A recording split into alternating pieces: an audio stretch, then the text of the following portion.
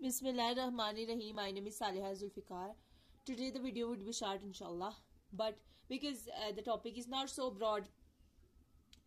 So what I'm going to discuss today, I have already made a lecture on stops, plosives. Please visit that.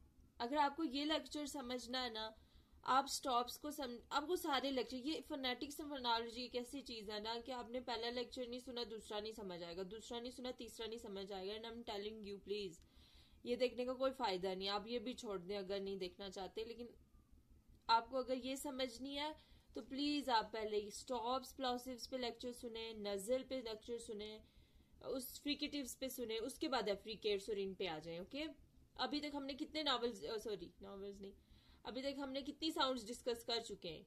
Total जो sounds है English language के अंदर 44 हैं, out of which 24 sounds are consonant sounds. उनमें से हमने 6 stops discuss कर लिए, 9 फ्रिकेटिव्स और 3 नजल. 6 और 3 9 18 डिस्कस हो चुकी हैं. अब 6 बची है हमारे पास. 6 में से हमने 6 डिस्कस करनी है. बहुत आसान है. सबसे पहले हमारे पास जो है 2 साउंड सिर्फ हैं जिनको एफ्रिकेट्स कहते हैं. ये सारी मैंने आपको एक्सप्लेन की हुई है इसलिए दोबारा नहीं करी. ये 2 जो है ये क्या है, एफ्रिकेट्स है. कौन कौन सी, ये टी दिख रहा है छोटा सा और ये एस की तरह का थोड़ा लंबा शो. ये दोनों मिल के ना टा और ये लंबा वाला शो, ये दोनों मिल के जो साउंड प्रोड्यूस करते हैं उसको बोलते हैं च, चर्च वाला च. ठीक है, च प्रोड्यूस करते हैं. ये डी दिख रहा है, डी और छोटा जी, ये दोनों मिलके कौन सी आवाज प्रोड्यूस करते हैं, ज, जी मलिफ ज. ओके, जज वाला जा, सिंपल जग वाला जा. च और ज प्रोड्यूस करते हैं. इन च और ज को एफ्रिकेट्स कहते हैं. अच्छा, एफ्रिकेट्स क्यों कहते हैं? क्योंकि एफ्रिकेट्स में क्या होता है, टिप ऑफ द टंग जो है ना, मुझे फ्लू हुआ है, टिप ऑफ द टंग किसके साथ कनेक्ट होगी, एल्व्यूलर रिज के साथ. मैंने पार्ट ऑफ स्पीच ऑर्गन पे भी हमने लेक्चर अपलोड किया हुआ जिसमें एल्व्यूलर रिज के बारे में बता चुकी हूँ वो कौन सा पोर्शन होता है. अब दोबारा नहीं बताऊंगी क्योंकि हर वीडियो में बताती हूँ.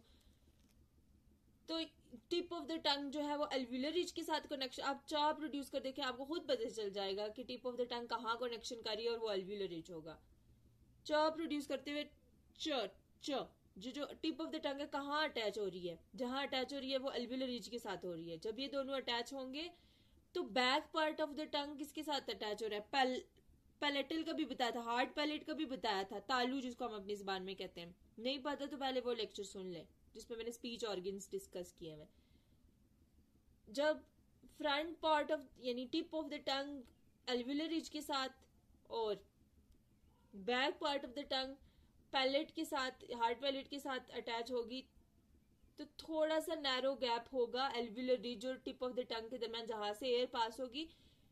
तो इनको कहते हैं एफ्रिकेट्स. यानी कैसे आवाज प्रोड्यूस हो रही है वो एफ्रिकेट्स होगी जैसे मैंने आपको बताया. ओके, अब दोनों के दोनों जो है ये इनको कहते हैं एल्व्यूलर पैलेटल एफ्रिकेट्स. क्यों, एल्व्यूलर रिज भी इन्वॉल्व हो रहा है, पैलेट भी इन्वॉल्व हो रहा है, इसलिए alveolar palatal affricates, pay later alveolar भी कह सकते हैं.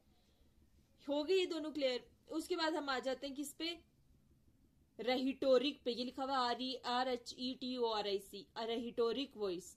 इसको क्या कहते हैं, ये क्या र है ना साउंड, आर से रेहिटोरिक, आर से रो साउंड जो ये कैसे प्रोड्यूस हो रही है, बोल के देखें, रो. टिप ऑफ द टंग जा रही है किसकी तरफ, यहां भी टिप ऑफ द टंग जाएगी एल्व्यूलर रिज की तरफ. लेकिन फर्क क्या है, यहां पे जो फ्रंट पार्ट है वो जाएगा एल्व्यूलर रिज की तरफ, टिप नहीं जा रही. दूसरा जो साइड है ना, रा बोले, अब रा बोल के देखें, जो आपकी साइड्स है ना जुबान की एंड बैक ऑफ द टंग वो भी ऊपर उठेगा. रो बोल के देखें, आपकी साइड्स भी उठ रही हैं, बैक भी उठ रहा है, फ्रंट भी उठ रहा है, सारा कुछ उठ रहा है. ठीक है.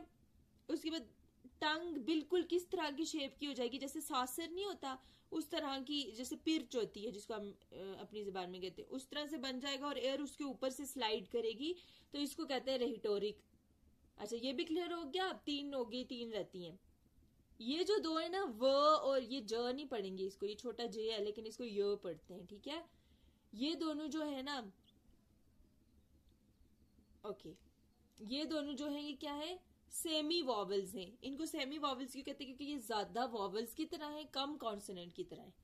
यानी वॉवल्स भी कंसीडर होते हैं और कॉन्सोनेंट भी कंसीडर होते हैं. क्यों, अच्छा आप बोल के देखें, वुमेन बोल के देखें, आप वो बोल के देखें, ये वो वाला वो नहीं है जिस तरह से लाइक हम फ वाला बोलते थे, ये तो था ना ये वाला वा नहीं है।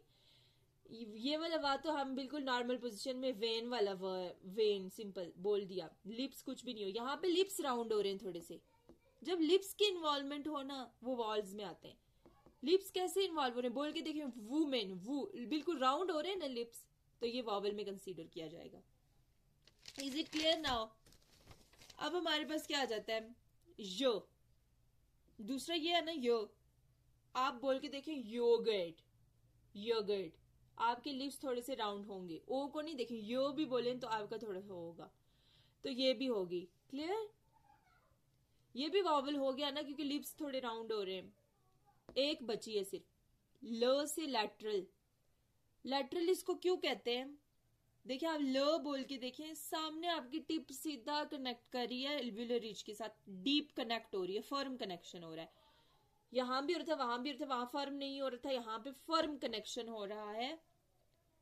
और एयर जो है साइडों से निकल रही है, जो जुबान है ना उसकी साइडों से निकल रही है, तो इसलिए हम इसको बोलेंगे एल्व्यूलर कॉन्सोनेंट साउंड। एल्व्यूलर क्यों बोला? एल्व्यूलर रीच के साथ बना रही है। लैटरल क्यों बोला? क्योंकि इसका मेनर ही लैटरल है, लैटरल यानी साइडों से निकल रही है साउंड। ठीक है, ये भी हो गया। Thank you so much. आज हमारे कॉन्सोनेंट कंप्लीट हो चुके हैं, इसके बाद हम वॉल स्टार्ट करेंगे।